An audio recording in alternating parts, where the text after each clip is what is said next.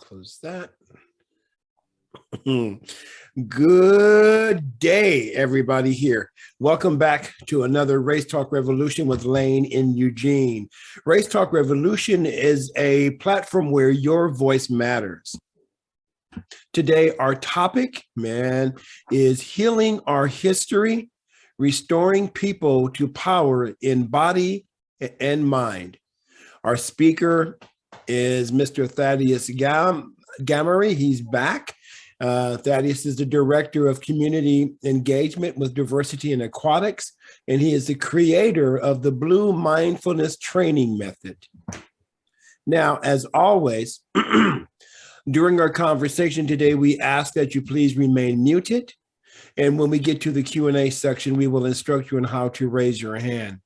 Now, because these conversations are so rich and our speakers are so engaging and knowledgeable, we want to encourage everyone to limit your use of the chat to direct questions to our speakers.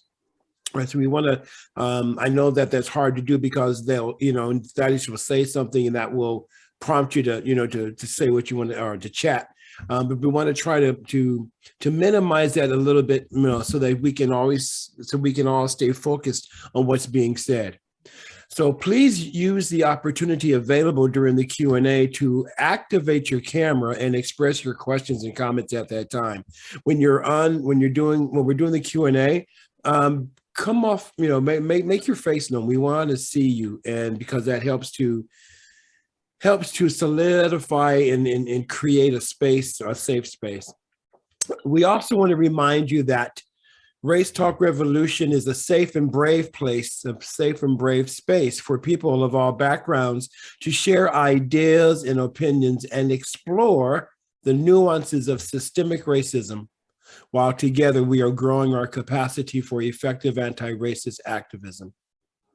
The Race Talk Revolution community is committed to practicing radically inclusive love. Now, what this means is when we do not understand or agree with what's being shared, we still are committed to listening with respect, listening with appreciation, and listening with empathy. You see, it is our commitment that every person be encouraged, heard, and appreciated, because here on Race Talk Revolution with Lane and Eugene, every voice matters. And here's Lane. Hi, everybody. Welcome, welcome, welcome. So happy to see you guys again. And I'm so pleased to be able to welcome Mr. Thaddeus Gamory back. You may remember he was here with award-winning film director Kathleen Dean, talking about the civil rights struggles to integrate the beaches in Florida. And we are having him back to talk about the healing work that he does. And so I want to read this bio, and then I'm going to turn it over to him. So Thaddeus Gamory is Diversity in Aquatics Director of Community Engagement and Partnerships, President of the SWIMS Foundation, Head Coach for Diversity in Aquatics Master Swim and Triathlon Club, and founding member of the Mind-Body Resilience Coalition of Broward County. He is a faculty member at the Center for Mind-Body Medicine and founder of Mind-Body Aquatics and Blue Mindfulness Training, a trauma-informed, anxiety-sensitive, culturally competent, historically accurate approach to gaining wellness through water for communities of color. He has been a strong advocate for increasing equitable participation in aquatic sports, professions, and activities for underserved, underrepresented, and vulnerable populations. Thaddeus retired from the New York City Police Department in 2002 at the rank of lieutenant, and is a graduate of John Jay College of Criminal Justice with a bachelor's degree in public and governmental administration. He was a certified New York State police instructor and chaired the Social Sciences Department, New York City Police Academy. He is a member of the National Organization of Black Law Enforcement Executives. It was during his tenure with the NYPD that he began his development of a racial equity community advocate, speaking out about the mistreatment of people of color in vulnerable communities, as well as within the New York Police Department. Thaddeus moved to Broward County, Florida in 2003, seeking to first heal and then to be of service once again. He has been certified in holistic health educator, Broward School substitute teacher, high school and adult swimming coach, lifeguard supervisor, youth and adult triathlon, running, cycling coach, instructor, Qigong instructor, advanced scuba diver, and a lifeguard. How do you find time to breathe? He helped to form the Thomas D. Spann Water is Our Medicine Wellness Council within the Diversity in Aquatics organization, creating a community of practice engaged in self-care in mind, body, and spirit. Sir, we are honored that you took time to be with us today. Thank you so much. Welcome back. Thank you, Lane. Thank you, Eugene. It's great to be back. Good morning, everyone, or good afternoon. So today, as I said, we're going to talk about some of the other work that you do to restore people to power through mindfulness. And we've spoken on the show before about generational trauma experienced by people of African descent. One of the things that you do is help alleviate some of that trauma. Could you please talk about the work that you do and the philosophy behind it?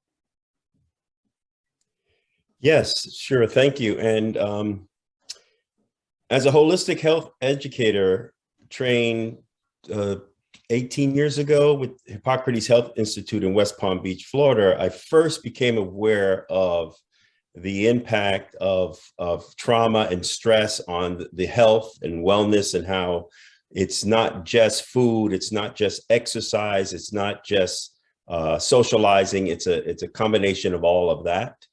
It allowed me to go through a process of healing myself from trauma, working in law enforcement, from adverse childhood experiences.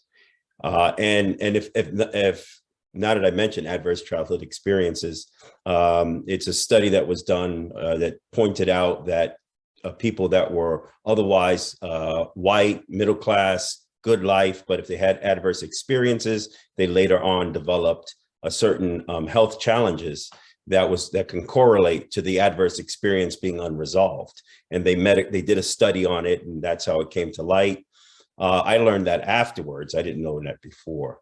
But also working in the police department, dealing with issues of systemic racism and retaliation, as well as dealing with the work itself, caused me to have developed post-traumatic stress. And then, of course, the impact of September 11th and the World Trade Centers falling in New York City. And the impact of that really caused me to look even further into healing. And I always had a go-to where I could go back to the water, or go back to the woods, or go back to the country, and just be one for solitude and for connection.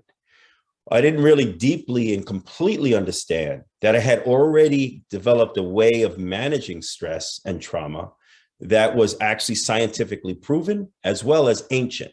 Comes from ancient practices and traditions and religious beliefs about how the body is affected by trauma, and it can be healed through community, it could heal through nature, it could heal through belief and connection with something greater than yourself.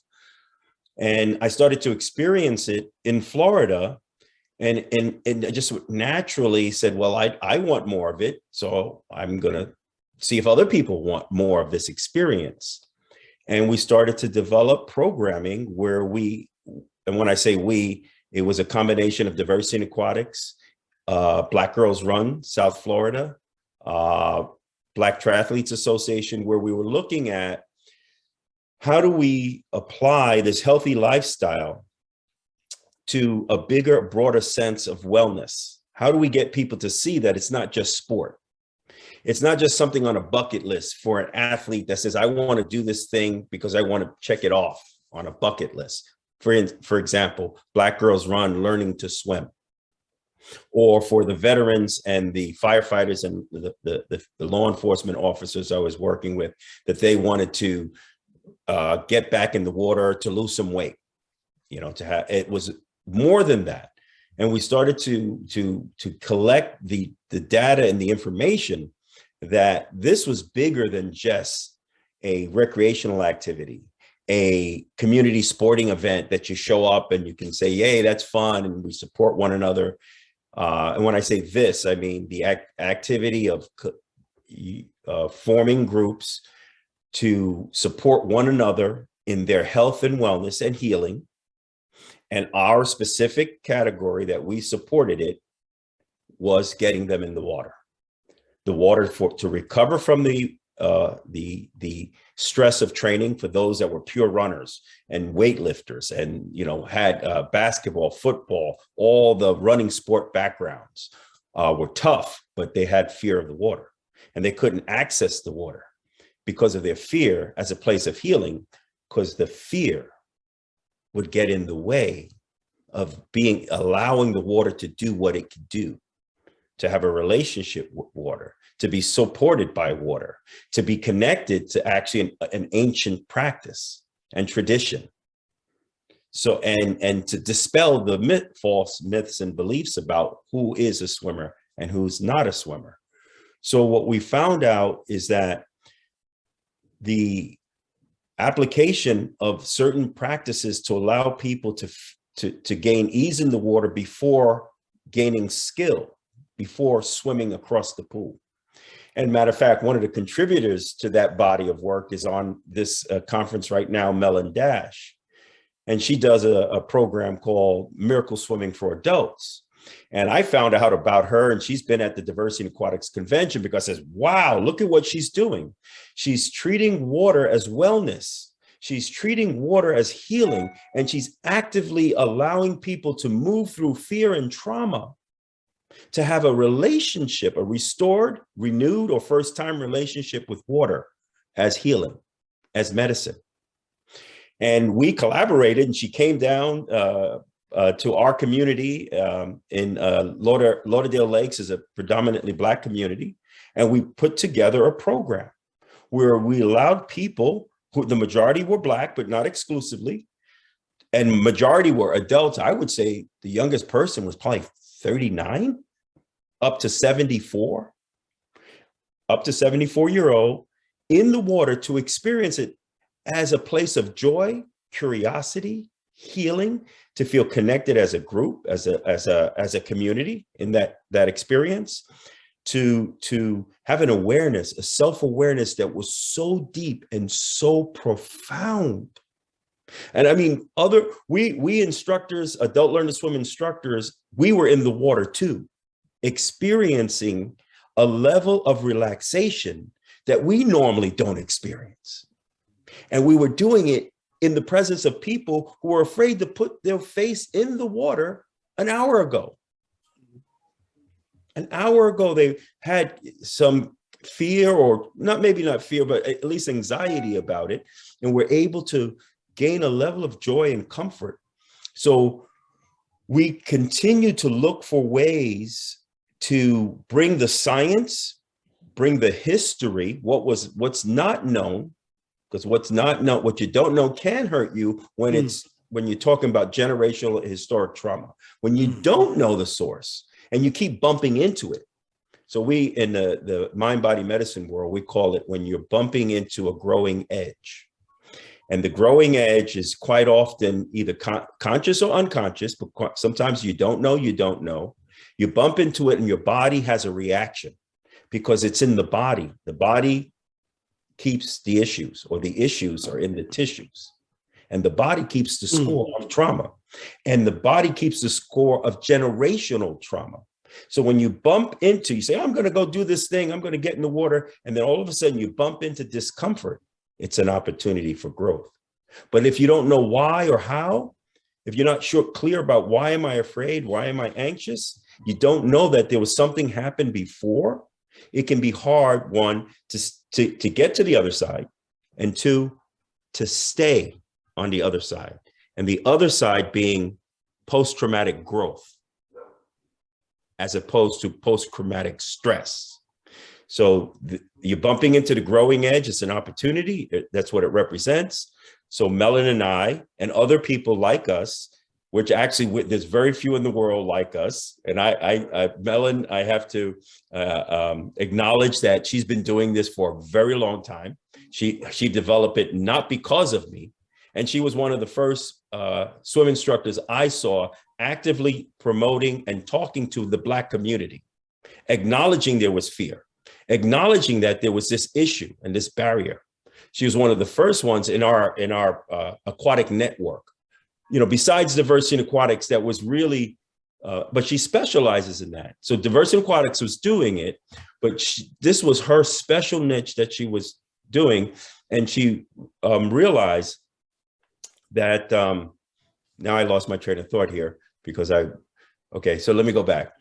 So in getting over the fear of water, you have to go back before the fear and let the body have an experience with the water that actually predates fear of water, because we are all water.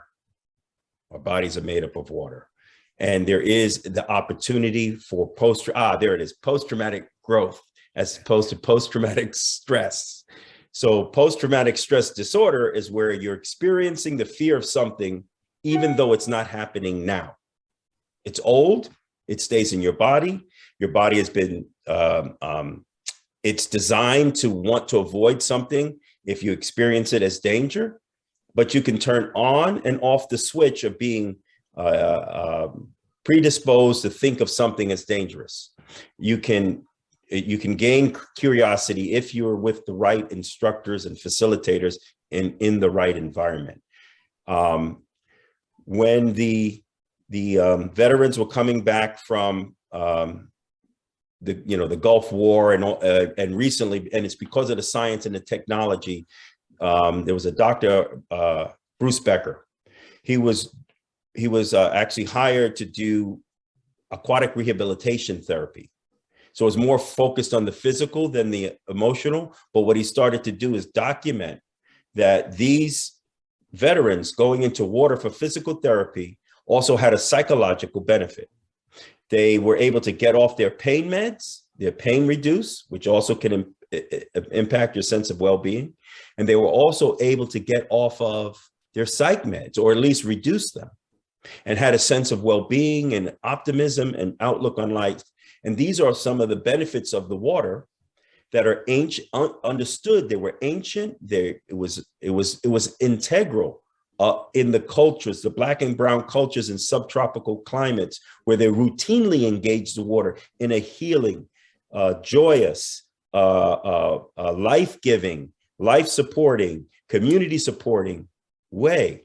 So he started, when he was noticing that recently in the last several decades over the years, he was able to document and it was now being supported because they were doing the tests on the brain to see what is happening when the body is in water. And in particular, warm water, or very warm water, not just 90 plus degree water, and then as opposed to cold water. So then cold water can have a benefit and impact as well. So there's something called contrast therapy, where you use hot and cold.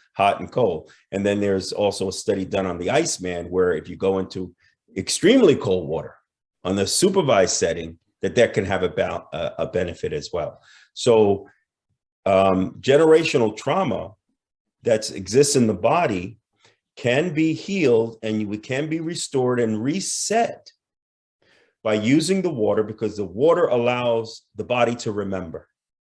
Remember when a time it wasn't stressed, where the water was welcoming, where the water was healing, where the water was connected in the womb to the mother.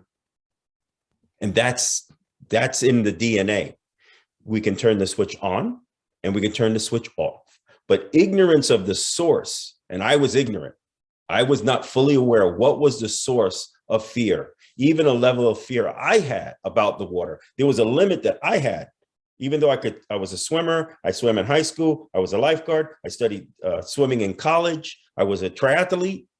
There was a time where I didn't think I was the standard of swimming. I thought I was the exception. I was one of the Black guys that was an exception, but the real standard was the white guys. White guys are the standard of, and women, they're the standard of swimming. And I had a level, I was bumping into my growing edge, that discomfort about certain things. And then when I found out why, the history and the societal influence on how I thought of myself in relationship to the water, who was a real swimmer. And when I found out that I was inculcated with false beliefs that was intentionally done to disrupt the relationship and the connections. That was healing. And I had post-traumatic growth around water in a way that made me want to share it. And I'm going to close this little answer. That's a long-winded answer. I do know that. The healing offered in the water restores my sense of my own capacity to share it with others. That my personal power, my personal connection to the truth, it fills my cup of energy instead of always working on from a depleted place. And I've been there too, where I'm giving, and then I'm depleting myself. The water allows me simultaneously to refill my cup so I can continue to give. And I just experienced it this past weekend at the Diversity in Aquatics convention, where a group of us, the Black and brown people, got in the water and experienced water as joy, as play. And I'm talking about, we were like mature adults playing in the water, using some techniques and some fun stuff. And at the same time that I was leading, I was being fed and restored because I'm laughing and enjoying it. And I'm just like alive and invigorated by what I'm seeing, the feedback I'm getting in real time, that they're laughing and playing and going, wow, this is great. We're having a great time. You're having a restored, renewed relationship with water that is historically accurate. And it is, it's an act of self-determination. Is an act of resistance to the existing paradigm, to resist the existing paradigm that we're not swimmers. And we're in a pool, and there was a collection of white people watching us at this conference center that had, families were there. It's a big center, conference center, hotel, and they're watching us. And they're like, wow, look at this. Look at all these Black swimmers. And we're instructors as well. So we're sharing the knowledge. And they were like amazed. They were watching us like, wow, doing some really out of the box things. And I'll close on that. Thank you for the question. With that one question and that answer, those answers that you gave, Thaddeus, you covered a lot of the questions that we had, which is great. This is really, really good stuff. And you brought up something. I want to take us a little deeper into this. It was great, and that is the intentional disconnection from water. So can you speak a little bit more about that? How the disconnection from water was an intentional act? Yes. So it's documented, and the research is come to light in detail about whether or not people of the African diaspora who were brought and enslaved here in the New World, in North and South America and the Caribbean, had a relationship with water, or was that relationship lost due to the transatlantic slave trade and the fear of water? And the fact of the matter is, it was not lost. It was not lost. It was practiced throughout slavery and even during Reconstruction. It was there was a water culture. There was a water competency, just like there were skilled craftsmen who were slaves, and they could then go and their master, the slave master, would allow them to make extra money by going to another plantation and farm their services out. In the area of water, marine, boating, there were in free and enslaved African people in America were highly competent swimmers, divers, boat captains, highly competent. So any myth around that whatever swimming culture was destroyed during the transatlantic slave trade is not true. It's absolutely false. There are accounts and stories about, matter of fact, even enslaved Africans and freemen who were very skilled at going into the the waters and actually wrestling alligators to make money, wrestling sharks, doing all sorts of amazing feats, diving down 90 feet to get pearls. It was all sorts of amazing things. So let's really disrupt any sense that there was a lost culture, swimming culture, aquatic culture, marine culture, that the Africans who were enslaved, they lost it. No, that's not the case. Matter of fact, they were the lifeguards for the younger kids. When they would take the master's kids and have to care for them, they taught them how to swim. They or cared for them and helped them swim. Matter of fact, there's a story about the Underground Railroad, where one particular slave, escaping formerly enslaved man, was escaping and dove into the river and didn't come up for some time on the other side, and then escaped easily because he was so competent in the water. And there's a story that's how the Underground Railroad was, the phrase came to be, because he must have had an underground passage to get to the other side. They couldn't believe he could swim that far underwater. So let's do that first. At 80% of African people, African descent in the Americas prior to the 1900s, were swimmers, were competent, capable swimmers. Not all, but 80%. 80% of white Americans could not swim at the turn of the century. Something happened. What happened at the same time is that water became more coveted and more valued, not only for transportation and trade and ship docks, but also for lifestyle. There are different places of recreation that formed around the nation. Coney Island, Atlantic City, for example, where they were establishing these resort towns, these resort experiences, different places. So water, the value of water was going up. There was also a science called hydrology, medical hydrology. Now, we're going deep now because a lot of people don't know this. Medical hydrology was looking at water, and this was only the wealthy elite that knew about this. Franklin Delano Roosevelt knew about this, where the wealthy people in the U.S. Captured and took control of the natural springs all around the country that were formerly Native American, indigenous peoples' spiritual places. They were valued at spiritual places. So they started to control those spaces. In New York, it was Saratoga Springs. And if you just look around the country, wherever there was warm springs, they built these retreats and these healing centers. And so there was a science that was going on and developing around that. So the wealthy was starting to value water more and more and building spaces where they were occupying, and they coveted it, and they wanted to put where people of African descent during Reconstruction after could freely go. They said, oh no, we're going to push you away now because we want this for ourselves.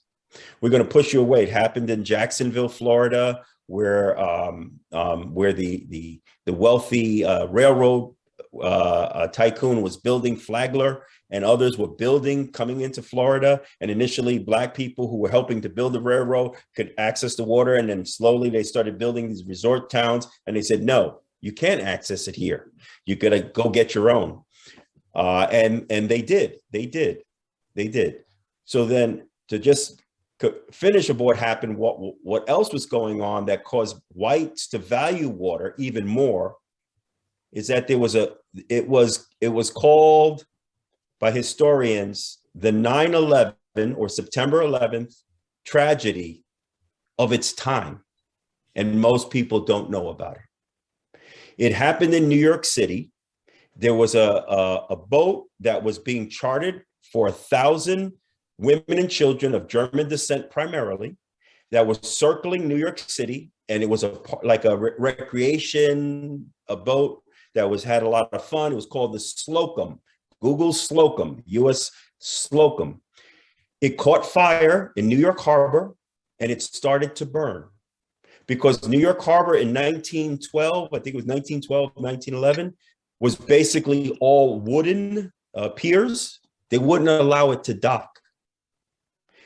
And 1,000 men, women and children, most of them drowned, trying to flee the fires, jumping into the water, and they couldn't make it to shore because they couldn't swim. Because women were not allowed to swim. That was taboo. And swimming wasn't something coveted anyway. It was something, maybe the wealthy did, but these were working class people, right? The boat was moving so slow that it was witnessed from the shore, and everybody was watching this thing unfold in slow motion. The lifeboats were not capable. The lifeboats were in disrepair. The life jackets were in disrepair.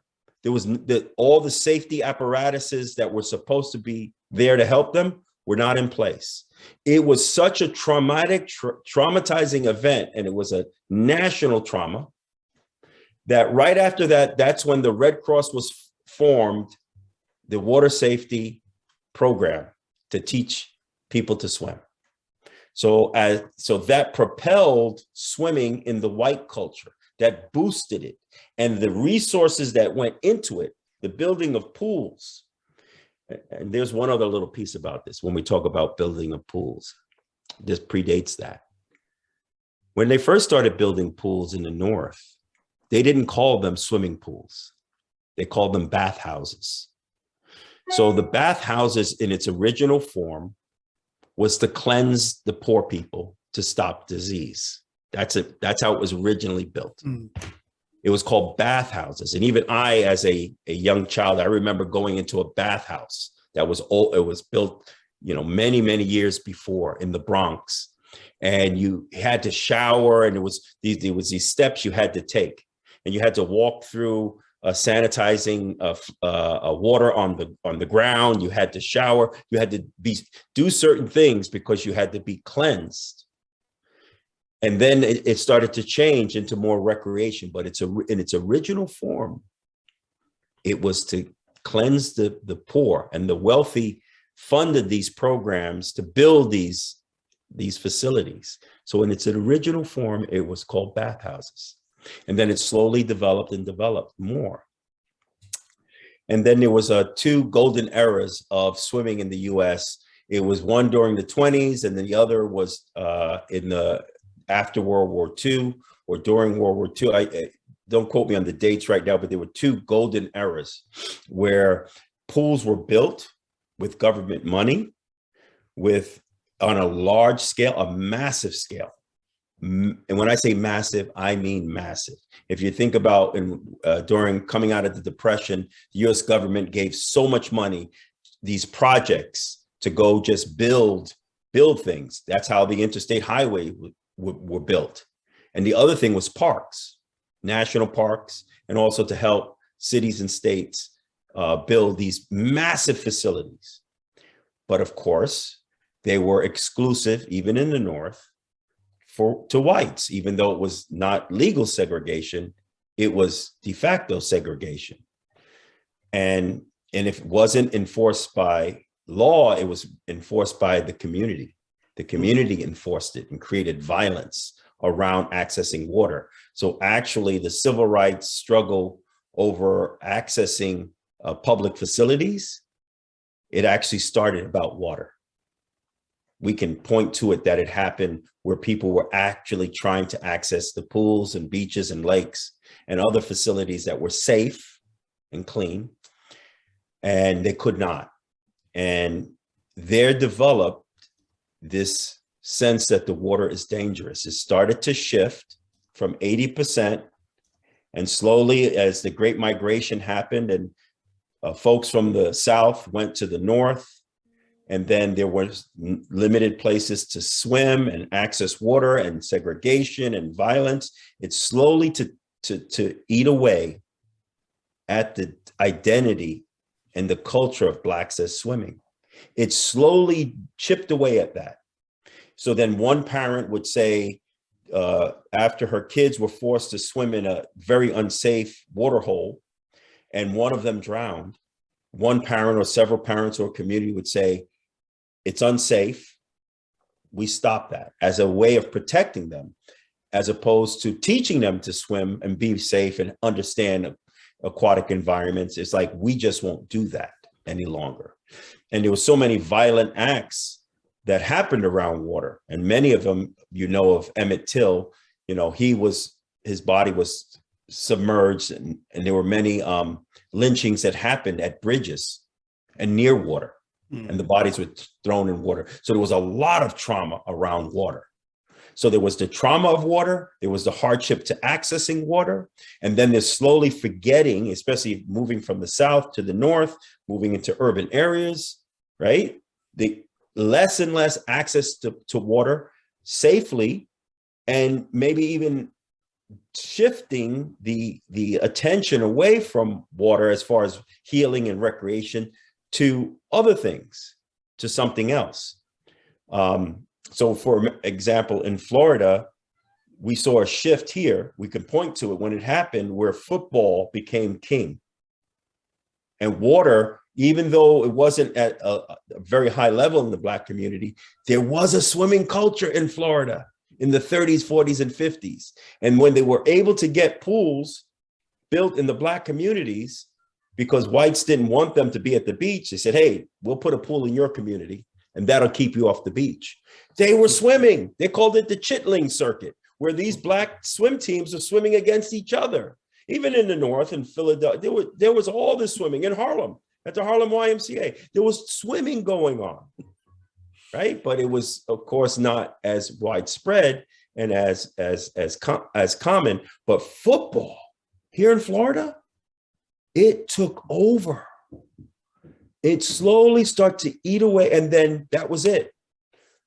There was these pools that were built in the Black communities sit empty, and whites come from other communities to swim in those pools because they're so fabulous. It's going on right now. That's happening right now. We can point to it. We can say, when did that start? When did we start to lose that water culture in Florida? Because you can swim year round, pools were built, Black communities were segregated. So you had the doctors, lawyers, everybody was living in the same community. So people of economic means and middle class, quite often they understand and know about the benefit, or at least they want to live a lifestyle that's full and complete. And accessing water in Florida is a full and complete life. If you don't access water living in Florida, where water is everywhere, Something's wrong. Something's wrong. Something's missing. Something is missing. If you don't have a healthy relationship with water, or you have a fearful relationship with water, you do it occasionally, once in a while, that's something wrong with that. So we can point to how the dominant white culture boosted whites as swimmers, giving all the resources to white communities.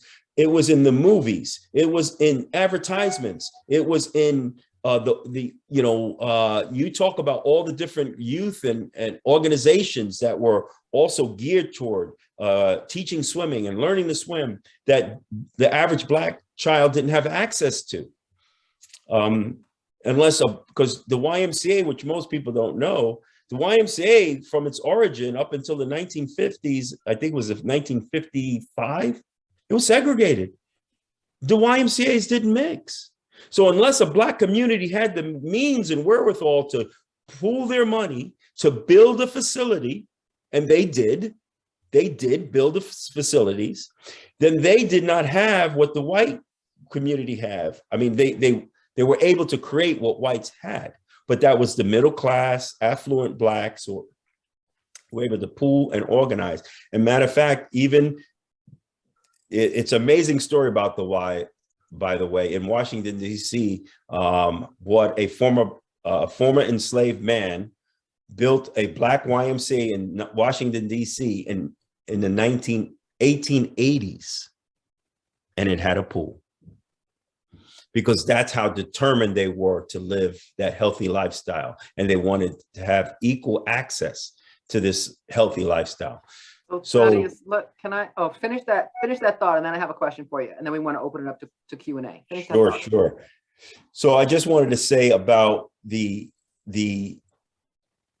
truth about who is a swimmer and who's not a swimmer. In the paradigm or the perception was turned on his head.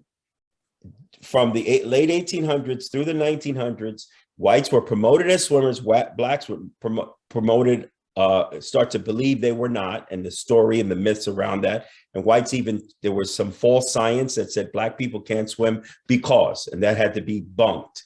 They had to be, they just got rid of it, but it had an impact. It had an impact. Did not ever see in any commercial, any movie, ever, until a certain time, did you ever see a black person swimming like white people swim, or surfing, or diving?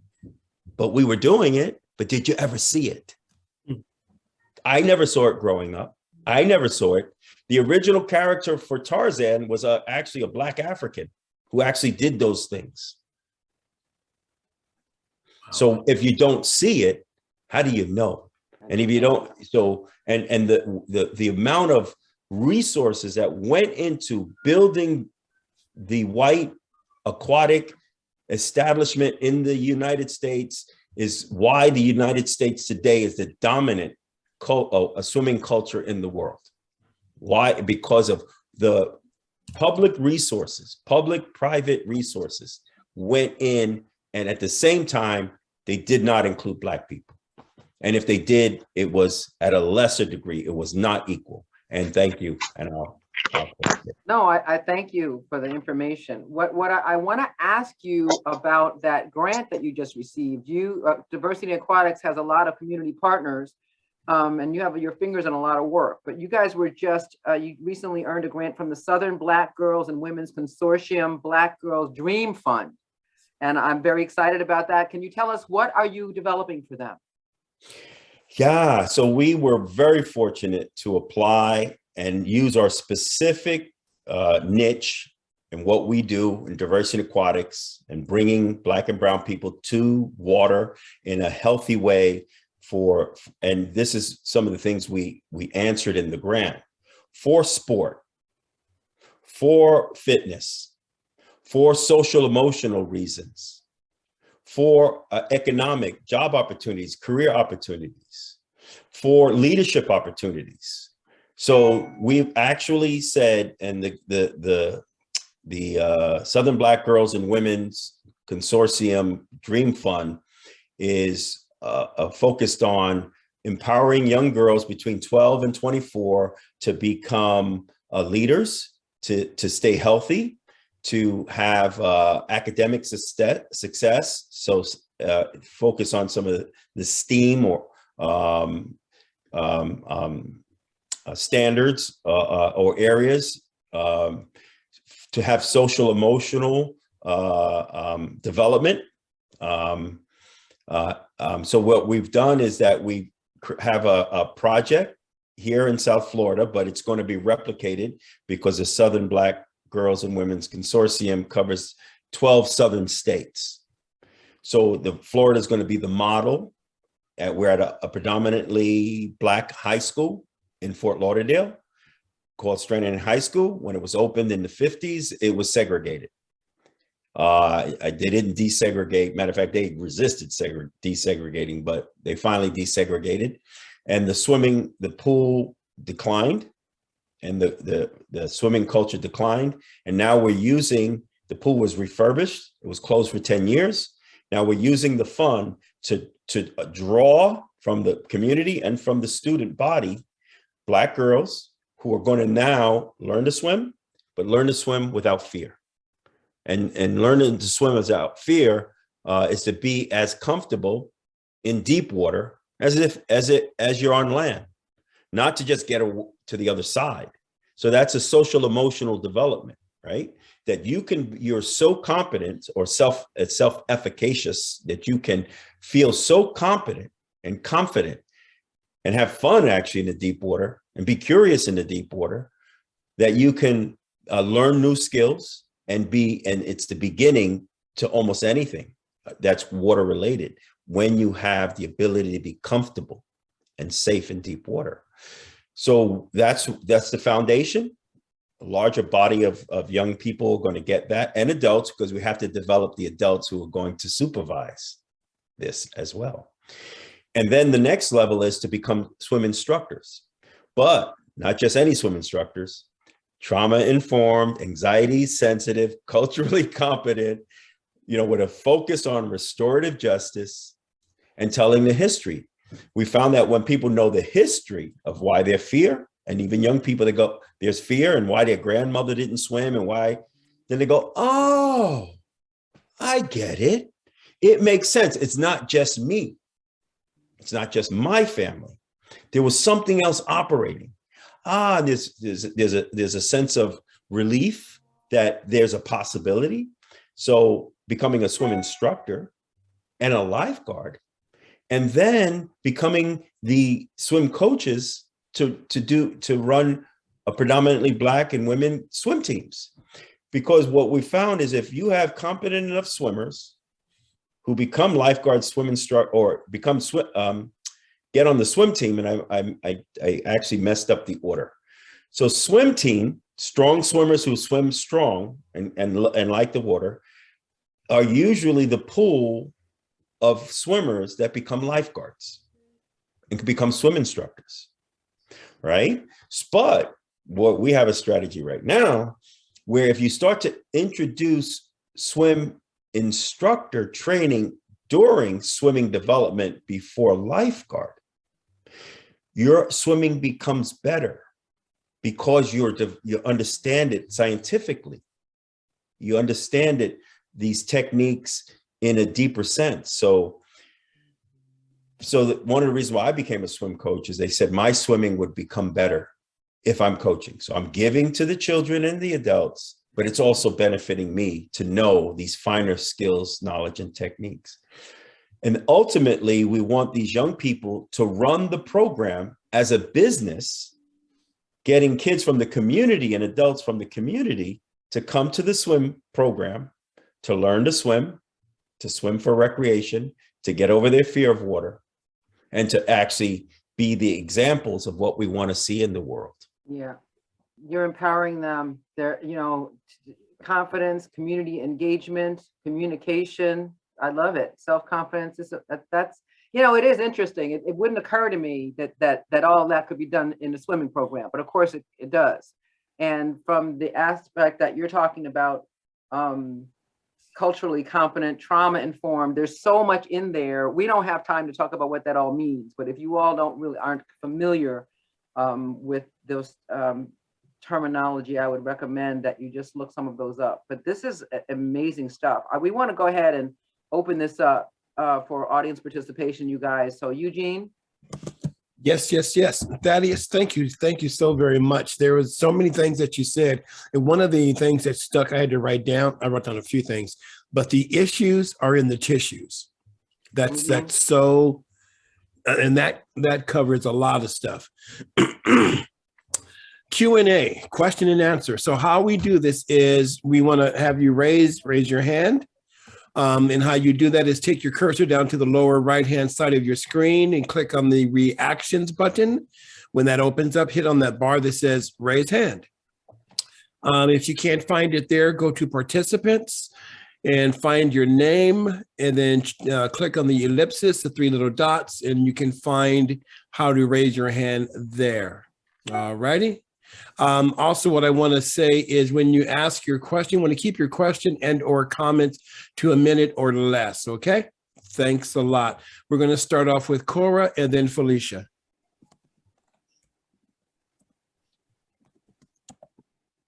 Oh, this is more 3 short comments rather than a question, but I'm one of those people that is like, aha, so that's why. Yeah. My first reference point is to Esther Williams. I don't know if you know that actress.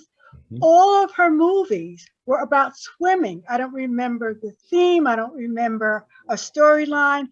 And my thought was, oh, how very wonderful. But somewhere in the back of my mind as a kid, I'm somehow saying to myself, well, that's wonderful that she's such a wonderful swimmer, but it doesn't really apply to me as a little Black girl. Okay, first instance. Another instance, 1990s, you referenced the Harlem YMCA. A group of us, a couple of adult men and women went to that famous YMCA in Harlem on 35th Street, and we took swimming lessons. This is the 1990s.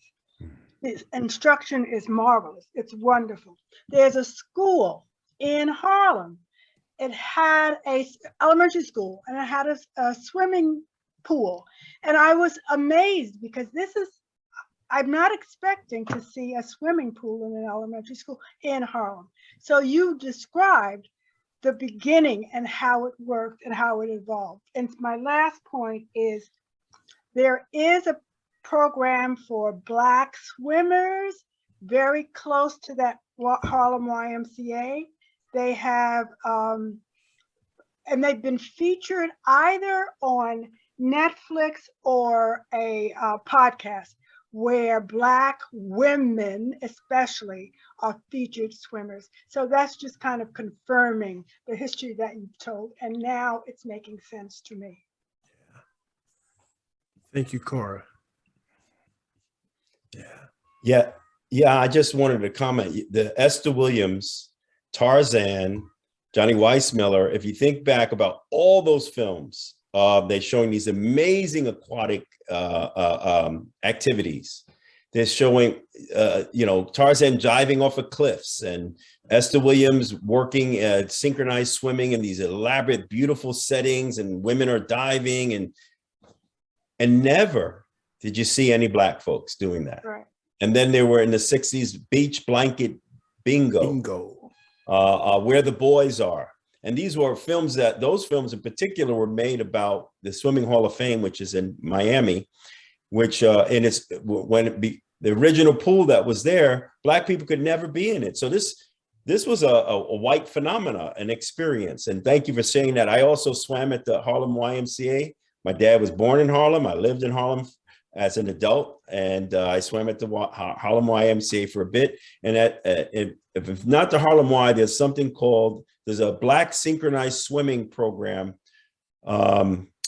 something Honey Bear, yes. The Honey Bears. That's the one. There's a documentary film about that, and it's amazing. A majority of women that are senior, and they enter this program and they have this transformed experience. Yes, so thank you for sharing that. Yes. Thank you. Dr. Felicia Williams-Cozy. Thank you so much. And I'm smiling because I'm in awe of how it takes scientific research to prove what we as people have always known.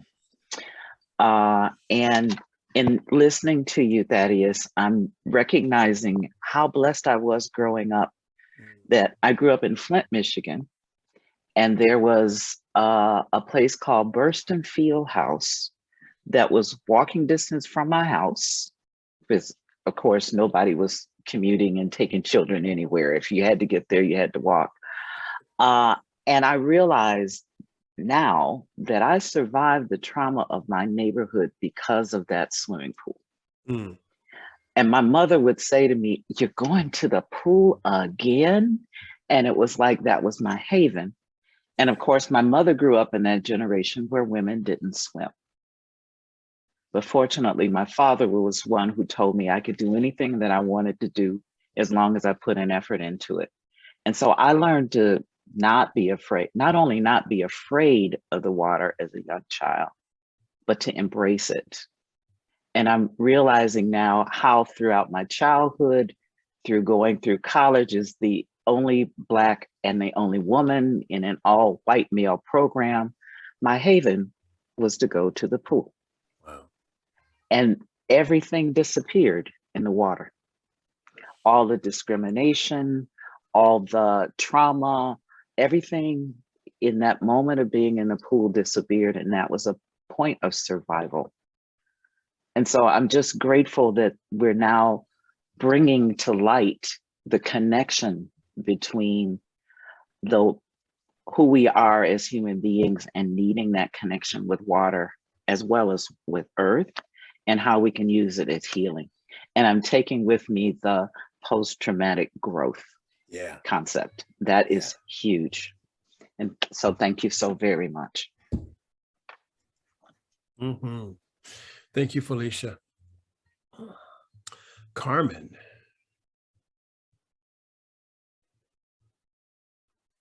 Yes, can you see me or hear me? I can hear you, and we can see you. Thank Okay, you.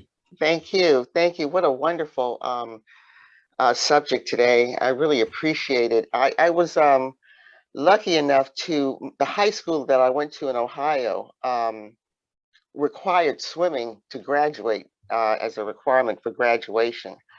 And that's how I learned how to swim. And then I learned later on after that how swimming was used as discrimination against Blacks in different parts of the world. And it probably wasn't. I'm from Cleveland, but I lived in Shaker Heights, which was a predominantly white suburb that had a beautiful pool, and again used it as we had to learn how to swim in order to graduate. But I'm really, Thaddeus, thank you. There's a Melon Dash. I don't know if she lived in the same Melon Dash that lived in the Bay Area some time back. She went to East Bay Church of Religious Science. And she's waving her hand going, yes. Yes, Melon. Oh my God, it's Carmen. You know, I remember her promoting her swim programs, and how people were telling me how miraculous she was. You know, she and I have had conversations when she was at East Bay Church, but a lot of the congregants were in awe of her transformative swimming methods. You know, people who were so afraid of the water were learning how to swim, and she was just an awesome master for our congregation at that time. And it's so good to know that and I remember you moved to Florida, and I'm so happy to hear that your work is being carried on, and that you're doing this marvelous work, especially around healing and racism and diversity and all that. So I just wanted to say congratulations. And Thaddeus, thank you so much for this presentation. Thank you. Fantastic. Thank you so very much.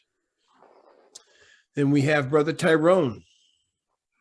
Good morning, Brother Thaddeus. How are you? Good to hear that. By the way, Carmen was our fitness coach for Felicia and I for over 15, 20 years. A remarkable human being. Man, I grew up at Wabash YMCA in Chicago. Man, we had to learn how to swim there, you know, and I always had a connection with water. I was joking in the chat that I'm part Aquaman. I think I am. And it's not about just swimming. It's jumping in the water and playing. Water's my playground. Ask Felicia, she knows. I just want to make a comment on what you've been saying. This is your second visit, and you went even deeper into some of the things you shared last time. I just have a real appreciation for your spirituality, you know, and how you're tying that into everything that you do. Man, that's amazing. I talk about bringing your full self to an experience, you know, so I just wanted to acknowledge that. And say thank you so much for the gift that you bring and the joy that you bring. And Melon, good to see you again. East Bay, hoop, hoop. All right. Thank you, Tyrone. I was looking for the mute when you said hello, but I finally got it. So thank you. I'm going to change this image of my background, which is the Everglades, which I took that picture in the Everglades. I'm going to change it to our pool setting, so everybody could see that, but just so I can share with you some of our experiences, Aquaman. So thank you. Do you want to go ahead and talk about that image a little bit? So that's women, right? A group of Black women floating in the water. Oh, you're on mute. I keep muting myself. Let me stop doing that. Okay. So yes, that is the Lauderdale Lakes pool in Florida, predominantly Black neighborhood.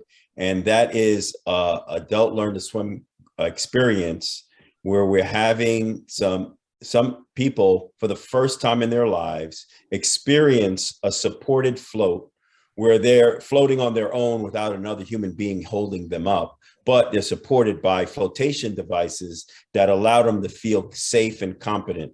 And we go through a series of trainings or how to use this equipment so that they can fully relax and be supported and have a transformed relationship with water, float on their backs for the first time in their lives. And in this group, we definitely have, I think the average age is probably 50. We might have a 70-year-old in this group, and the first time in their lives, floating on their back in the water, looking at the sun, and they were born and raised in Florida. At least a couple of them were. And that's a feature, and we create the healing circle where everybody's in a circle, so that we're doing it together as community. And we're also accepting everybody where they are, whatever level of comfort that they come to this moment with is fine. And some of these people actually fell asleep. They were so relaxed. Yeah. Thank you. Now, that is in what community? Lauderdale Lakes. Okay. It's outside of Fort Lauderdale. Okay. It's a predominantly Black neighborhood. And it was a pool built by the county in order to impact the drowning rate that was happening in that community, to have an impact on reversing the drowning rate for Black and brown people. And by the way, unfortunately, in the state of Florida in 2021, during the pandemic, the drowning rate hit historic levels. So we have much more work to do. And Florida and Broward County are routinely the #1 drowning locations in the nation. And it just hit historic levels in 2021 for the state of Florida. And there's reasons why they believe that happened during the pandemic, but we have work to do. We do have work to do. Thank you. We have Tina, Christine, and then Eva. Hi, Thaddeus. Thank you for coming back. This is more a comment than a question. I have a sister who lives in Fort Lauderdale, and I have been so angry at Florida. I from a political perspective, with work I do with phone banking and things, and just things that I just see that. So it is just so does my heart so good to hear some positive action going on in Florida with your amazing work. I vowed not to go back because I'm so frustrated, but if I come back, I would love to check out what you're doing there. It sounds like amazing work, and just thank you for being a bright spot.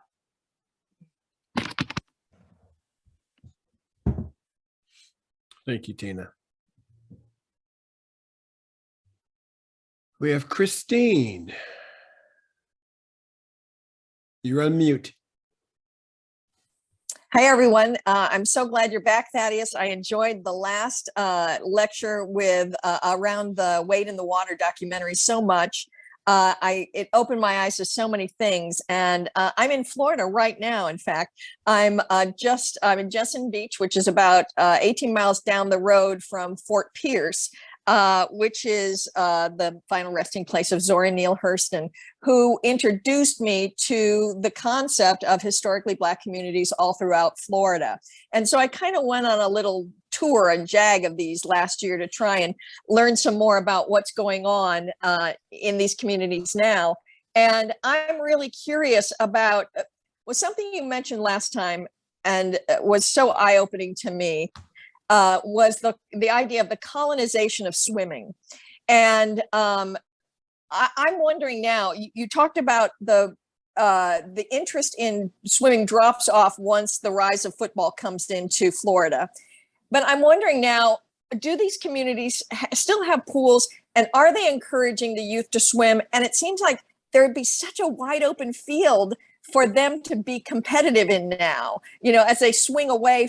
We've had enough time to, saturate the football ranks with people. What about what about young people finding competitive swimming an outlet for themselves? Thank you for that question. Good to see you again. And so I'll just tell you a story to answer this question. In Liberty City, Florida, historically Black community, has had a pool built, and the Black organizers demanded that the original pool, which was small, be expanded into a world-class competitive facility. And when people say Olympic-size swimming pool, most people don't really understand what that really means. Olympic size means 50 meters. It's not 25 yards, the average pool you'll see at a high school or in a YMCA. 50 meters is pretty big. And it had diving platforms built so that, just like you see in the Olympics, that every sport could be represented. Water polo, where you need deep water to do water polo. You can't touch the bottom in water polo. You need deep water to dive off of not only springboard diving, but platforms. They created this facility, and there was a time where people came from around the state. Black swimming teams came from around the state to compete there. It was like the facility. In 2017, Diversity in Aquatics had our convention there. I could be off on the year. We spoke to the aquatic director, and we wanted to know what was going on there now, because we were going to come and do a water safety festival. So we wanted to actually include the existing programs to help us do a festival. This festival is to promote swimming, learn to swim, lifeguarding, water safety, and all the sports. We put kayaks in the pool. We put paddle boards in the pool. We had scuba divers in the pool. We had people demonstrating diving. We had doing the float that you saw of all the adults floating. We were doing that. And we brought 200 people to this pool.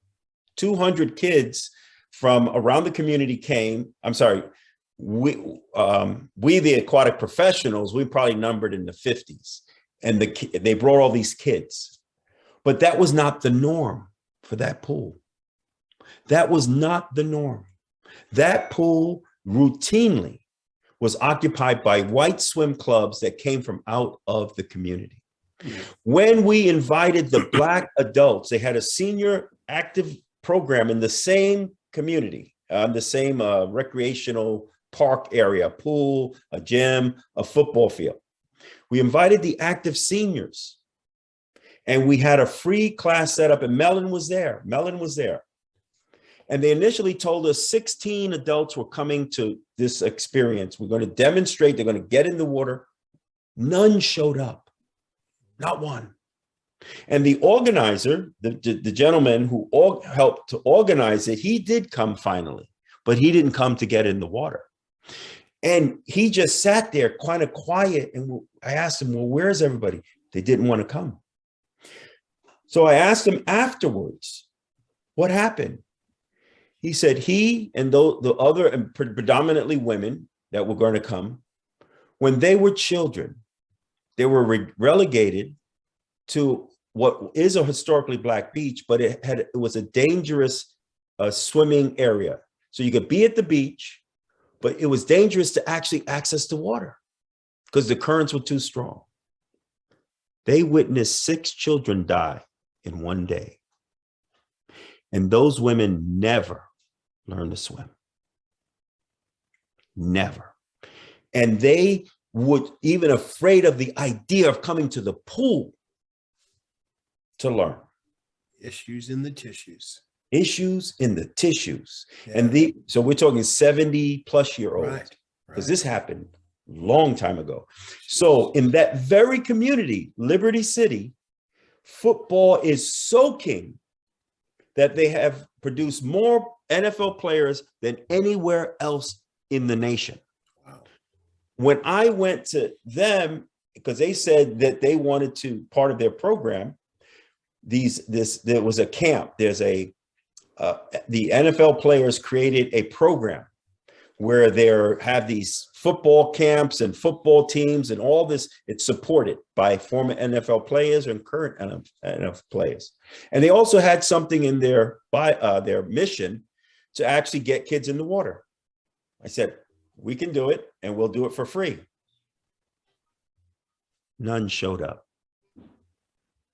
So the fear, it's not just a lack of access to water It's not just economics. It's not just any longer access to safe facilities. And all of us were Black and brown instructors, and we couldn't get them because the fear was until we can. So the good news is we went back and programming is ongoing, but the pandemic shut it down. So the pool shut down. But there are 3 pools within a 7-mile radius that are underutilized by the Black kids, but utilized by the white neighborhoods that are coming in. And that is existing today. That's a reality today. Yeah. I hope that answered your question. Did I go off track a little bit? I'm not sure. No, you were right on. And in fact, I remember the anecdote you told last time about the white woman who was protesting in a predominantly neighborhood, predominantly Black neighborhood pool, that the Black people should not be allowed to swim there. And she was making a big scene about that, that she didn't, and it's just like, man, it just feels like nobody, you can't win for losing. Nobody gets a chance at this, and then the other thing is the terrible chicken or egg problem of representation. You can't get young Black youth to be interested in swimming if you can't bring a Black superstar swimmer in to say, hey, this is where I started. This is how I did it. Come and be, do what I did. It just, you can't, it's just a terrible catch-22, it sounds like. Yeah. Thank you, Christine. Ava, and then Jason.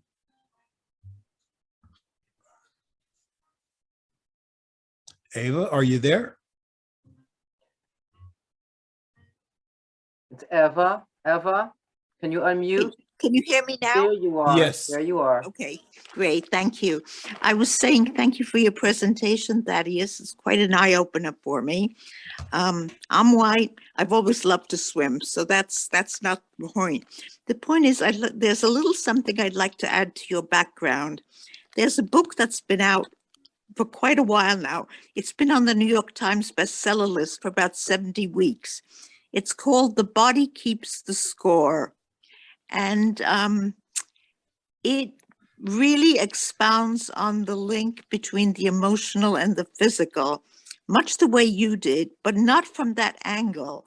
And I think the author, a Harvard guy, would very much like to hear from you, because that's one angle that he has not covered, and I'm sure he'd like to hear from you.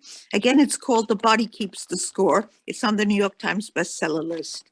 Yes. Thank you. Thank you, Dr. Van der Klook.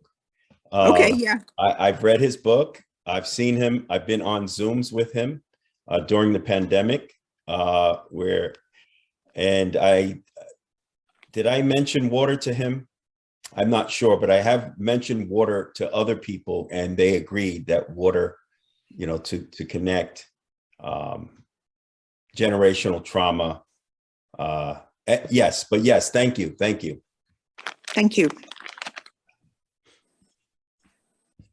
Bizzle Vanderkolk.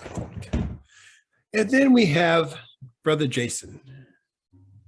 Hey, Thaddeus, so good to see you here again.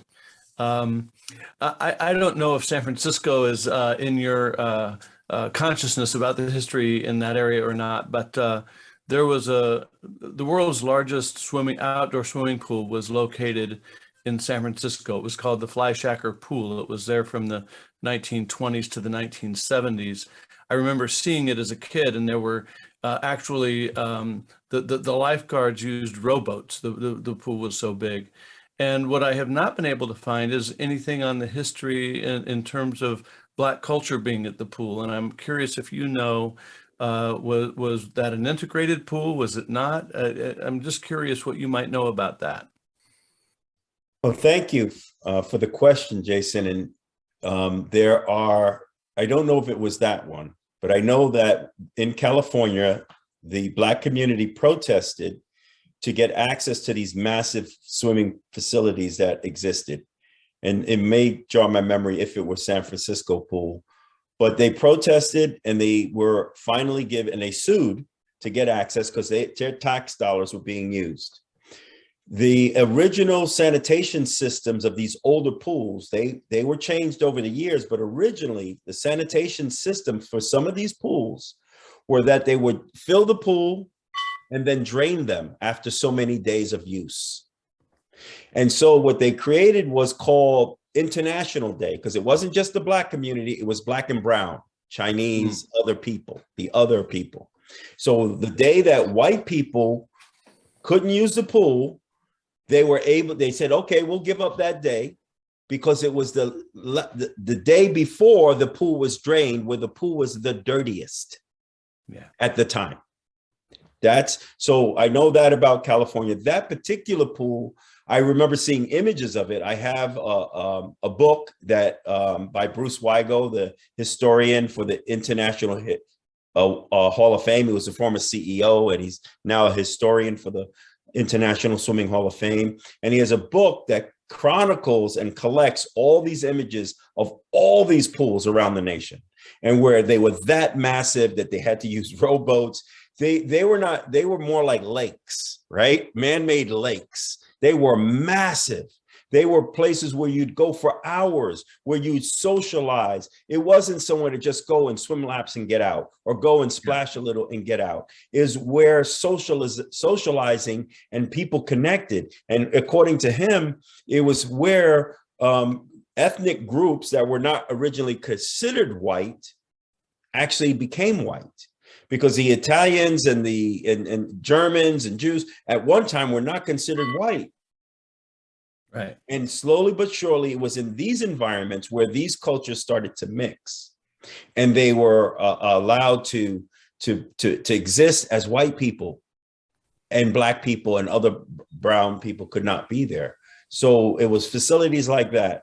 In San Francisco, maybe my memory could be jarred, but I do have the book I could read, but I don't have time to matter of fact, no, I don't have it with me now. I'm not in Florida now. I'm in New York right now, matter of fact, no, but I will. I want to know that question. Did they integrate what happened, and if I'm accurate about what happened in that pool? Yeah. Okay, well, thank you. You're welcome. Thank you, Jason. Brother Joe.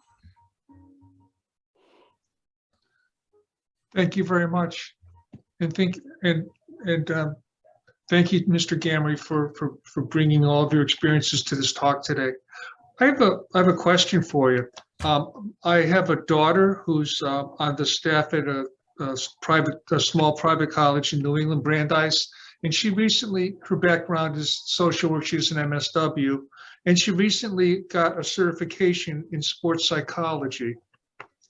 And so here's my question. I'm wondering if you're aware of any programs where a sports psychologist or a college program, as part of its training or onboarding of its athletes, has any training focused on stereotyping and dismantling stereotyping, so that participants in an athletic team might be more aware of their teammates and of themselves, and the stereotypes that might interfere with their participation in sports. I'm just curious.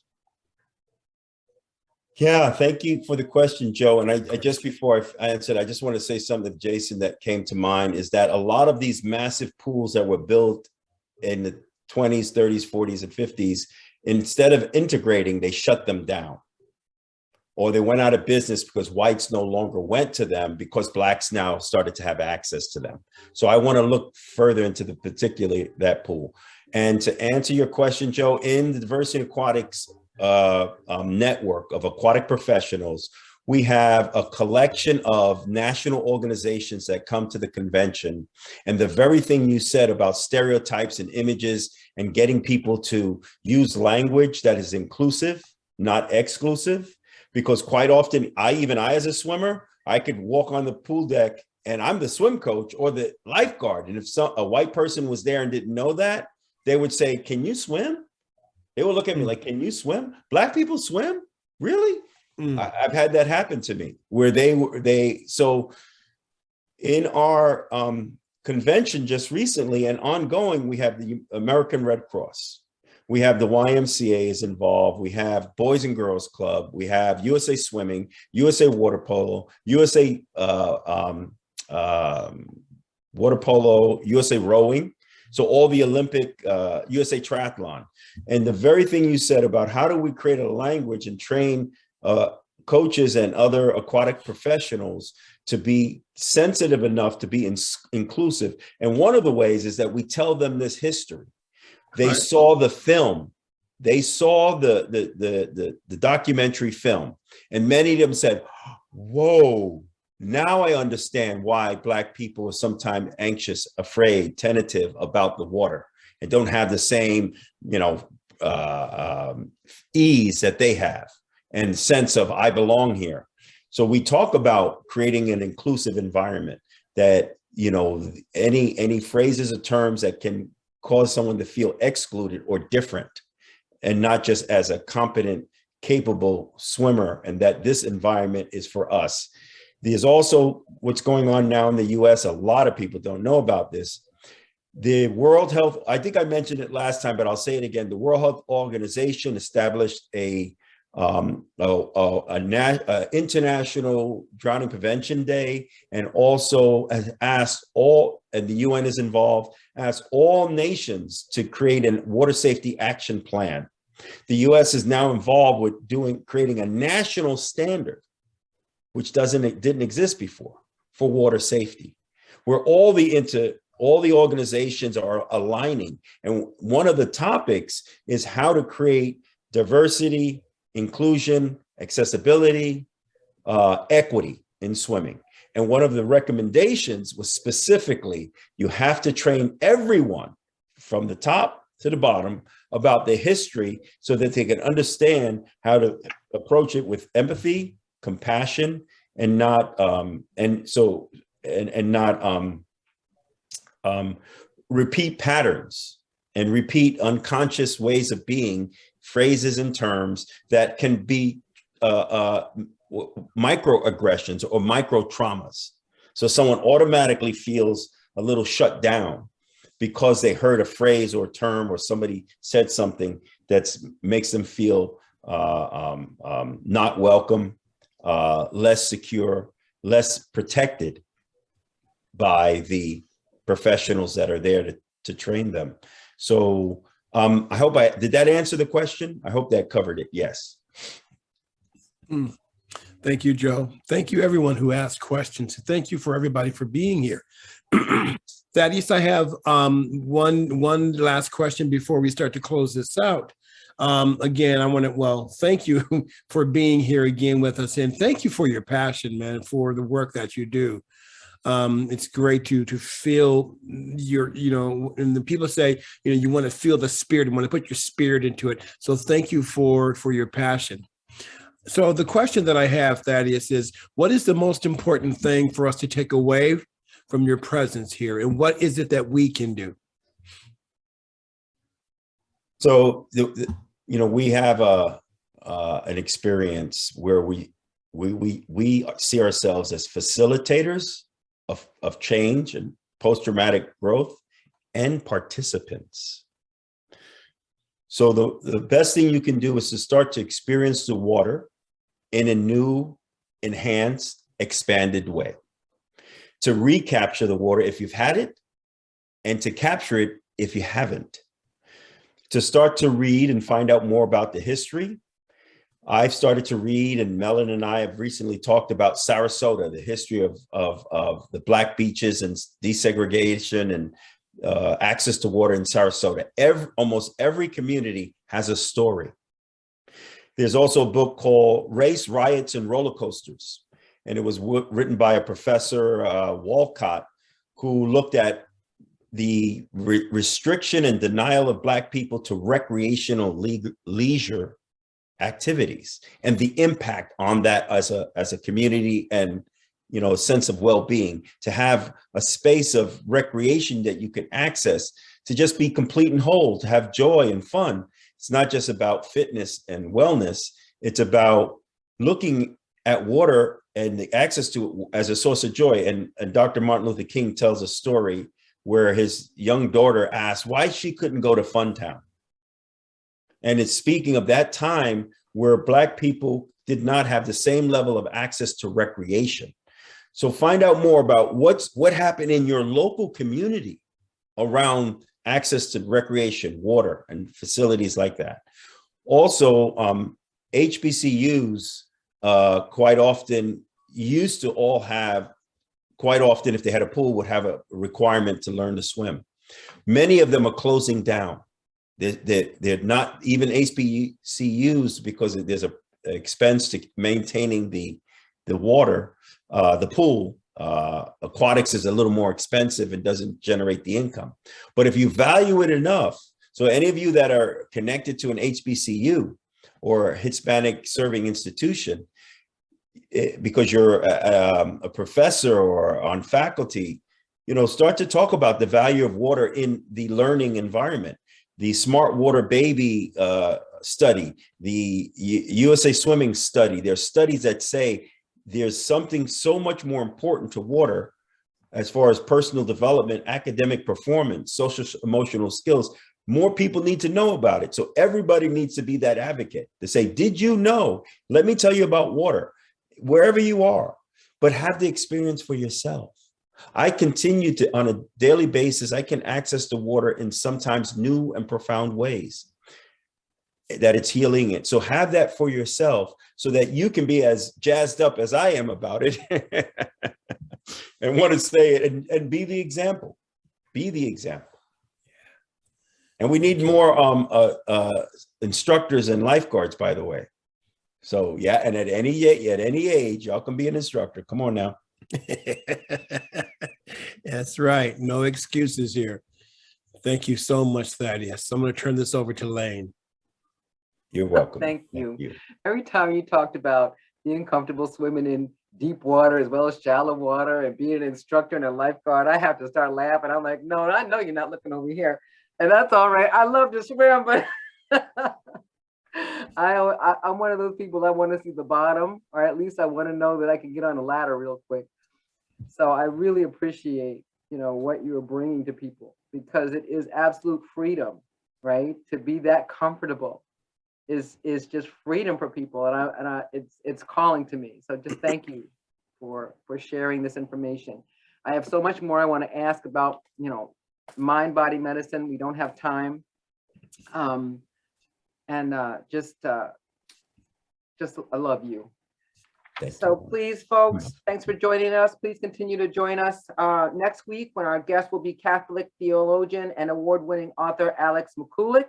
He will speak with us about his latest book, Unlearning White Supremacy, A Spirituality for Racial Liberation. Tyrone and Thaddeus, I'm putting you in the timeout. We hope you will check out the resources we send out each week, and that you will continue to educate yourself and your communities about these issues so we can all move forward in healing, because those resources contain information for you to continue to educate yourself about race and racism. And I know that's what we're all here for.